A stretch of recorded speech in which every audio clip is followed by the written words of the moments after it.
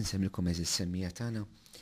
Kellum miegħi fl-studios l-aħħar darba kelli lil Kathleen Blackman flimkien ma' Father Stephen, illum reġgħu qegħdin magħna fl-studios tagħna wkoll Frati Marija, però llum aħna se nitkellmu primarjament ma' Kathleen, se nitkellmu ma' Father Stephen qed jakkumpanja matul din il-ġimgħa ta' evanġelizzazzjoni ġewwa Malta. Nixtieq inħalli f'idej Kathleen li taf Father Stephen aktar minn nisa biex tintroduċiha. I welcome you Father Stephen and Kathleen. Thank you, Father. Last time we talked with Kathleen about the Holy Rosary for purity of body, mind and spirit. Today we have the opportunity to listen to Father Stephen's vocational story and his ministry, but he will be introduced by Kathleen. Thank you, Father. Father Stephen Doktorzik is a graduate of the Gregorian University in Rome. In the Diocese of Orange, he's on the judicial tribunal. He's a parochial vicar at St. Joachim's Parish and the spiritual director for Magnificat in our diocese. Well, thank you very much for having me today. It's certainly a pleasure, a joy to be here.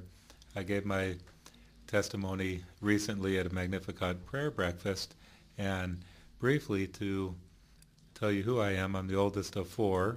I grew up in a Catholic family in a small city called San Pedro in California in the United States. And not unlike Malta, this city, because very, very small, very Catholic, and everybody knows each other. I didn't really seriously consider a vocation probably until I was in my 20s. I don't know that anybody had ever said, pointed me out, like I will sometimes do to our students at our local school, our Catholic school. But through a series of different events that had happened in my life, and probably the strongest ones were being challenged by others about my beliefs as a Catholic, or what the Catholics believed in general. So it involved research and really, I don't want to say a relearning of my faith, because I knew it somewhat, but I was not able to express it or really define it. Well, I could define it, but the specific challenges were very hard for me to address in a complete way, in an integral way. So as a result of my research and prayer, I just fell more and more in love with what we believe as Catholics. And that led me to start teaching religious education to public school children who would come at night, and I was teaching 8th graders, and I said, "Oh, there's no way I could be married." No, I was just joking. They were tough, but no, but they were challenging too. But it was a very good experience for me, because they had questions, and I said, "Gosh, I enjoy this teaching as well," which would be part of being a priest. But people started telling me, to make a long story short, they were encouraging me in that area, and I didn't act right away. I would kind of start going into it a little, and then I would withdraw. My parents weren't overly supportive. They weren't going to stop it, of course. They couldn't. But so I wasn't getting a lot of encouragement. But the Lord can be persistent. As you know, he can be gentle, and he is gentle. But he was persistent and worked through different ways, and especially through different people who would encourage me. There were certain families who were saying, "Father, you should," or they weren't saying Father then, they were saying, "Steve, you should consider this," and maybe sometimes even a little bit stronger. So finally, I ended up getting the courage after different events that had happened to apply to the local Diocese of Orange in California, and I was accepted and then entered the seminary. But it was always a series of blessings, and really, I think of what I've learned. I entered in 2000, so in the last 11 years, the growth, because I had a business background. I studied business in college and worked in the grocery business for a number of years, and so I could tell you about accounting and finance and human resources and marketing and that sort of thing. But philosophy, I'd only taken 1 or 2 courses up to that point, so it was a little bit of like jumping into cold water. You could say, "Oh, what is all this about?" So, but the Lord provided, and it was a lot of prayer and a lot of support even from other seminarians, especially the younger ones who had a sharper mind in that area. But the theology, but everything was very interesting, and it was a good learning experience. I went to study in Rome after a year of philosophy, which was very compact, but anyhow, then I studied at the Angelicum University for 3 years, and so learned a lot about, from a Thomistic point of view, from what St. Thomas had to say about things, not only St. Thomas, others as well. And then we do a second cycle as well, and one condition of going to Rome was that I would stay not only for 4 years that are the minimum needed before you're ordained, but also to stay to finish a license. And the bishop and I had talked about, as the time was getting closer, and we agreed that the canon law would be best, would be most suitable. So that ended up being a 3-year program. The license program was raised to 3 years from 2. So anyhow, I studied 3 years at the Gregorian University, 2 of those as a priest.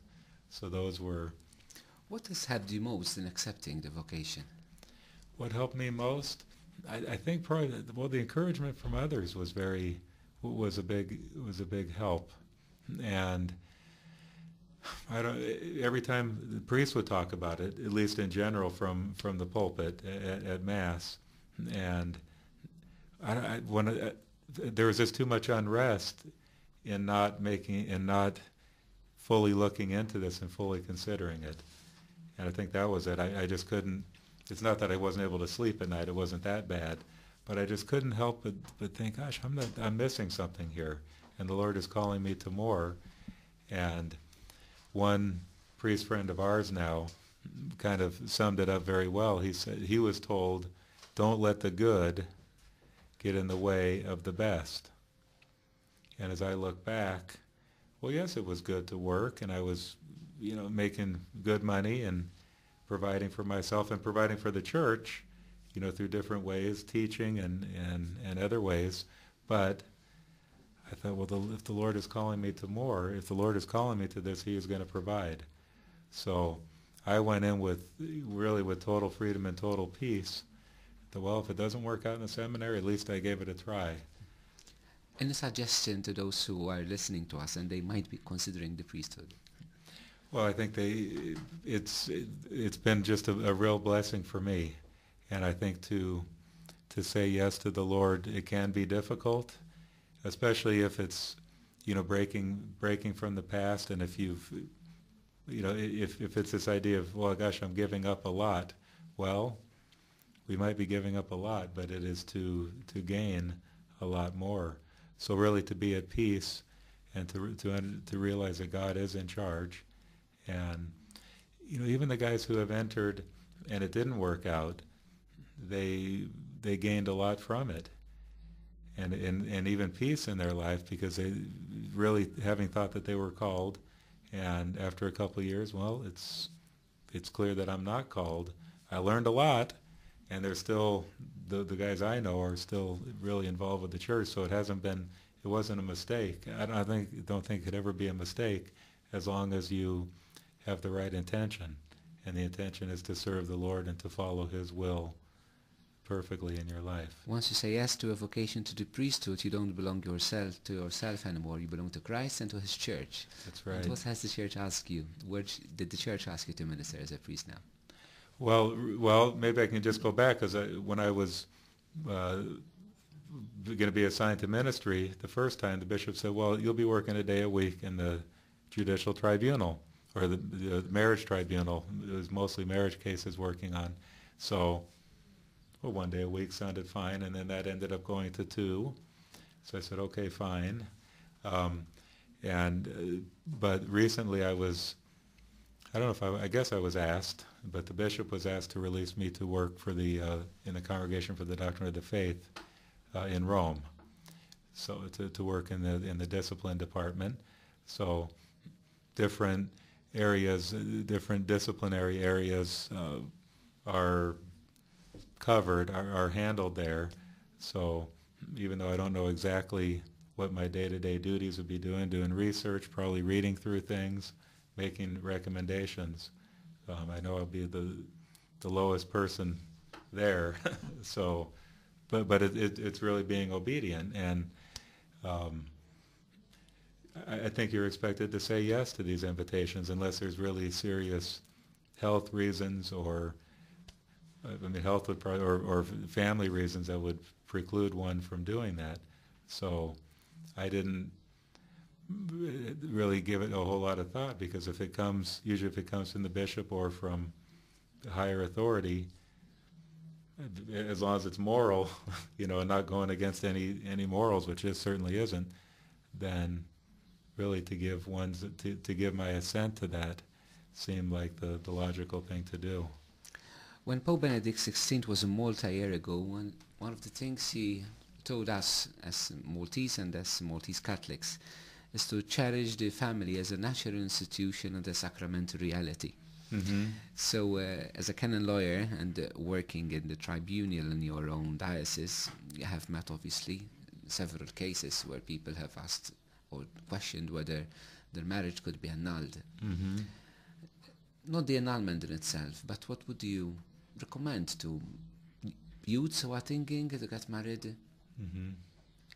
young couples who have problems in their marriage? Where should they focus? What should they do? Well, to answer the first part, the youth, well, we do see more issues, I think, with mixed marriages, and that sometimes can be an issue with when a Catholic marries a non-Catholic.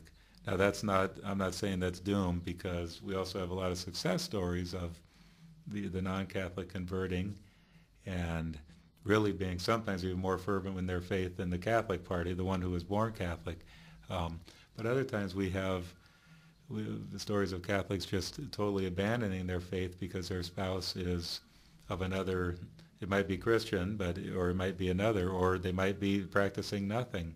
So they have to be, if they're fervent in their faith, or at least strong in their faith, then that's a big help. But marrying somebody who is on those same page, the same religion, I think is a big help, especially if they're both, fervent or, strong believers.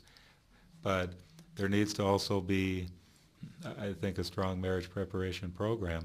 And just like a seminarian has to be honest and upfront with his spiritual director, I think the couple needing to be honest and open with their spouse, with their future spouse, and with the priest or whoever is doing the preparation, that is so key. Because I've seen both. I mean, I've had, and I'm sure you have, couples that, first I'm like, this might be a little questionable. They seem a little opposite, and they've been very honest. And sometimes we've been able to really work through that and discuss these tough issues. And in some cases they've delayed the marriage. In other cases they've just decided, this isn't for me. Or marriage may be for me, but not with this person. And I know it's difficult for somebody to make a tough decision like that, but they're being honest. Where it's difficult is where, look, we just want to get married, we're just going to go through this and push our way through and not really be honest. And then they're marrying, they're having this nice, beautiful wedding in the church with all the frivolities, but they're not really focusing on the future. Or focusing, she's a nice-looking girl, so I'm going to marry her. Well, I'm going to overlook all these other things. Well, that's only going to last for so long, and then a difficulty comes. So in our preparation, we do try to not only bring in a lot of the spiritual, what the church teaches about marriage, but also the practical. And have you talked, something as simple as, well, not as simple, because financial could be one reason that the marriages don't last, because they're not in agreement there. One likes to spend more than the other. But even religious types of things. Have you talked about, are you going to be going to Mass together? Are you going to be, financial help of the church, involvement in the church? What about family issues? Do you get along with your mother-in-law? Are other people supporting this marriage? Where do you plan on living? What about careers? Many, in the United States especially, for a woman to work is not uncommon. If they don't talk about that, well then beforehand there could be a lot of issues when the first child comes along. Openness to children, that's another huge issue, that a lot of times people see the careers being a lot more important than family. And if the husband really wants to have a larger family and the wife is focusing on her career and maybe even not wanting to have children, that's a huge problem, and that needs to be discussed and uncovered hopefully beforehand. So a solid preparation, and the understanding that being compatible is important. So a little bit of the psychological side and also of the spiritual side. I think you have to have both. You can't just have one or the other. You have to have both. Your second question about couples having problems, a lot of times I will ask them, are you going to Mass together? Well, sometimes that's not the case. So, and not that that's always going to solve every issue, but so that will be one thing to be encouraged. Are they going to confession? Now, if it's a mixed marriage and one is not Catholic, then obviously it's limited. But I always will offer to bring them in, and usually I think always now we will start with prayer and really try to be open to the Holy Spirit and pray that both parties will be open, will be honest, will be willing to work this problem out, will be willing to sacrifice and even suffer in the marriage for the good of the other and for the good of the marriage. We notice sometimes that sometimes, you've probably seen this too, but one party will come in and they're not necessarily really committed.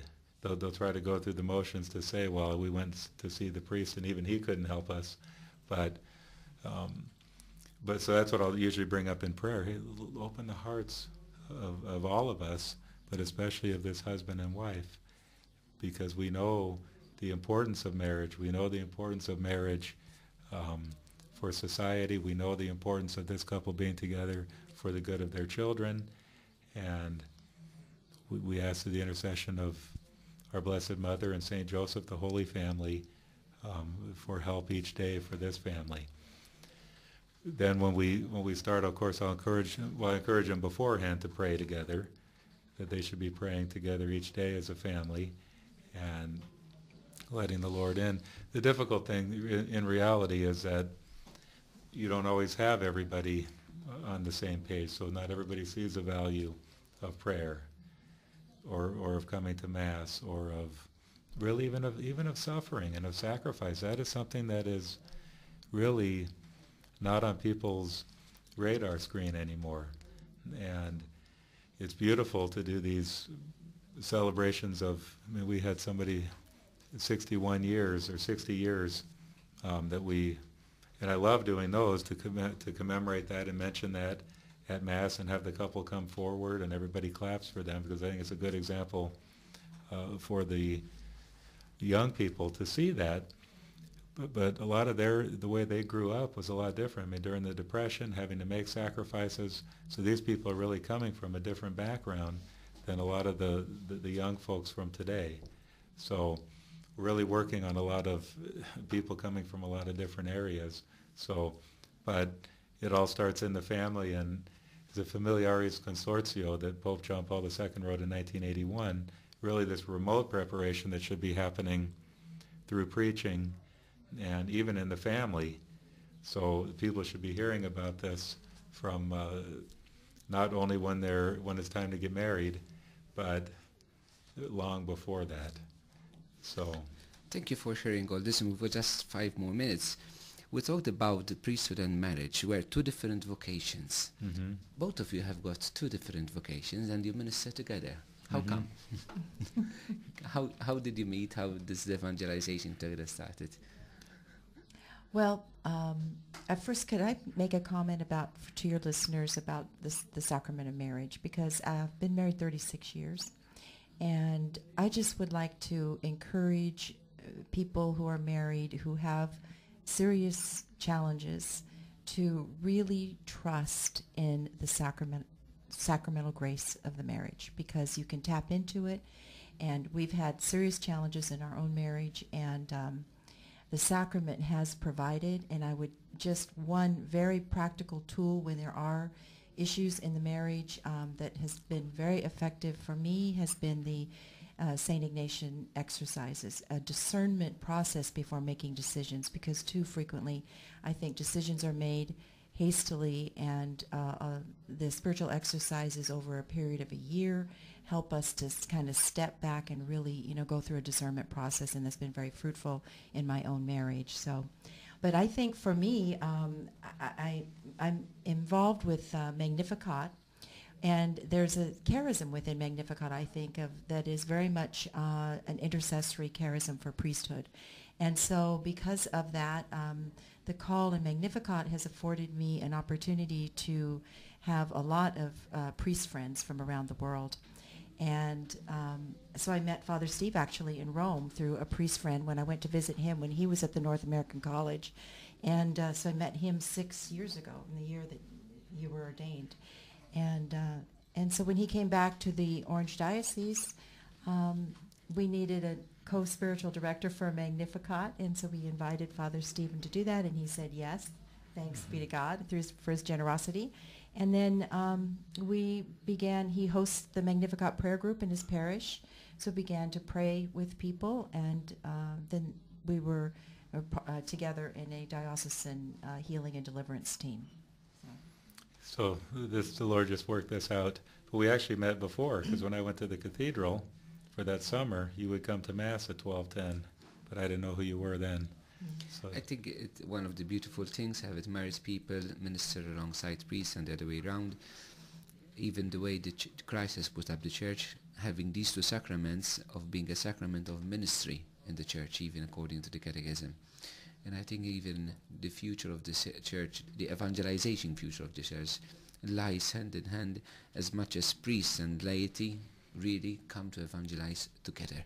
Mm-hmm. It's not just the priests who are evangelizing the laity or the way around, but evangelizing together as a church, because they're the fullness of the sacramental grace which lies within the church itself, expressed in these two sacraments. It can be fully visible even to the world. And if Christ asks us to be one, and through our oneness, that the world will recognize that He is the real Lord, it's not just to be one, but one even these two sacraments, to be one in the spirit of evangelization. It will be, I think, a very good witness for today's world. Can we end this program with a prayer for priests, Kathleen? Yes. Lord Jesus, we praise you and thank you for the great gift of ministerial priesthood. Lord, you know all of the challenges and all that is involved in the hearts of your priests, and we just lift them up to you, Lord, and ask you to continue to draw them deep into your sacred heart, to continue to bless them, to continue to grant them graces of transforming union so that they will be nothing less than other Christs. And thank you for using them to bless your church, and may they be truly, truly committed to you in the growth each day in agape love, and may you continue to use them to heal and bless all of the people that you've called to be with you. Amen. Thank you, Kathleen. Thank you, Father Stephen, for being with us. Ek nirringrazzjaw mill-li għal darbohra ċettaw anka din l-istedina tagħna. Illum sajna nirriflettu ftit flimkien anka fuq il-saċerdozju u anka fuq il-ħajja ta' żwieġ mill-perspettiva tal-ħidma pastorali anka ta' Father Kevin. Nawgurawlhom biex il-mulej jkompli iberikhom fil-ħidma li huma din wettqu li wettqu f'pajjiżna u wettqu f'pajjiżi oħrajn fejn il-mulej jibgħathom, però ma speċjali fejn l-ubidjenza tal-Knisja tpoġġihom fil-ħidma pastorali tagħhom. Il-mulej jagħtikom islim.